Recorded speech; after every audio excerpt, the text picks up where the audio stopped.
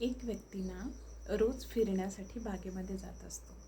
त्या बागेमध्ये एक सुंदर गुलाबाचं फूल असतं. रोज त्या गुलाबाच्या फुलाला बघायचा आणि मोहित होऊन जायचा त्याच्या सुगंधाने, त्याच्या दिसण्याने, त्याच्या असण्याने. त्याला ना त्याच्याविषयी मोह व्हायला लागला आणि एक दिवस त्याच्या मनात आलं की आपण याला ना तोडावं आणि घरी घेऊन जावं. आणि त्या दिवशी त्याने तसंच केलं. त्या फुलाला तोडलं आणि तो घरी घेऊन गेला. घरी घेऊन गेल्यानंतर एक दिवस छान दिसत होतं ते फूल. दुसऱ्या दिवशी ते फूल हळूहळू कोमेजायला लागलं आणि तिसऱ्या दिवशी ते पूर्ण कोमेजून तर गेलंच आणि त्याचा सुगंधही निघून गेला. आता ह्या गोष्टीवरून काय कळतं बरं आपल्याला? आपण कधी कधी काय करतो ना, आपल्या जवळच्या व्यक्तींना ज्या गोष्टी नॅचरल इन्व्हायरमेंटमध्ये त्यांना राहायचं असतं, आपण खूप जास्त प्रोटेक्टिव्ह होऊन जातो आपल्या जवळच्या व्यक्तींविषयी. आणि खूप जास्त प्रोटेक्टिव्ह झाल्यानंतर त्यांचं जे नॅचरल इन्व्हायरमेंट आहे त्यापासून त्यांना दूर करतो, अति संरक्षित करतो त्यांना. आणि मग त्यामध्ये ते हळूहळू कोमे जायला लागतात. त्यांचा जो आनंद आहे तो त्यांना भेटत नाही का? कारण त्यांचं नॅचरल इन्व्हायरमेंट त्या झाडावर म्हणजे त्यांचं स्वतःला शोधण्यात असतं.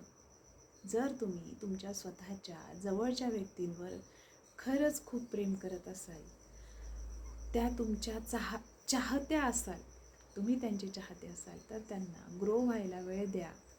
त्यांना त्यांच्या इन्व्हायरमेंटमध्ये राहू द्या. त्यावर प्रेम करा भरपूर, पण त्यांना जिथे ग्रो करायचं तिथे ग्रो करू द्या. त्यांना तिथून तोडून दुसरीकडं बळजबरी लावण्याचा प्रयत्न करताल तर ते कोमेजून जातील ना. आणि मग तसं प्रेम तुम्ही तरी करताल का? जे सुंदर गुलाबावर प्रेम करतात ते कोमेजलेल्या वाळलेल्या गुलाबावर तुम्हाला प्रेम येईल का? ते तर कोमेजून जाईल ना. म्हणून आपल्या व्यक्तीवर प्रेम करा, प्रोटेक्टिव्ह राहा, आपण त्याला ग्रो करू द्या, त्याला फ्रीडम द्या. फ्रीडम याचा अर्थ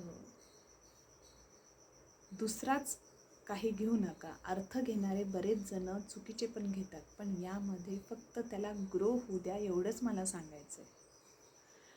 बघा, तुम्हाला पटलं तर ह्या गोष्टीचं अदरवाईज घेऊ नका. चुकीचा अर्थ प्लीज काढू नका. गुलाबाला गुलाबाच्या ठिकाणीच राहू द्या.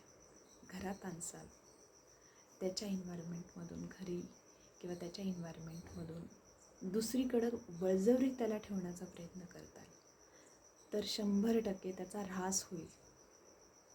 बघा, जमलं तर